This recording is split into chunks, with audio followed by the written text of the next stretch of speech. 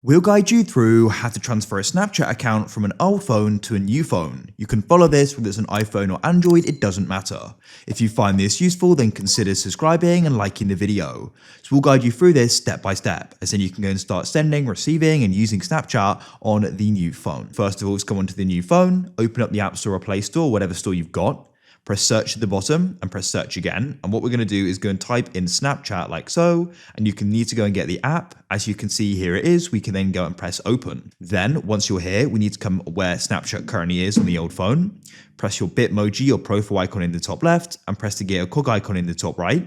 Press my account. You need to go and note down the username, mobile or email. Then you want to come onto the new one and you want to go and press login. At the top, enter in username, email or phone. I just showed you how to find that. Then enter in the password. You would have set this when you first made your account. If you can't remember it, press forgot your password. You can then press login. Here we are. Now what you can do if you want to, sign out of your old phone.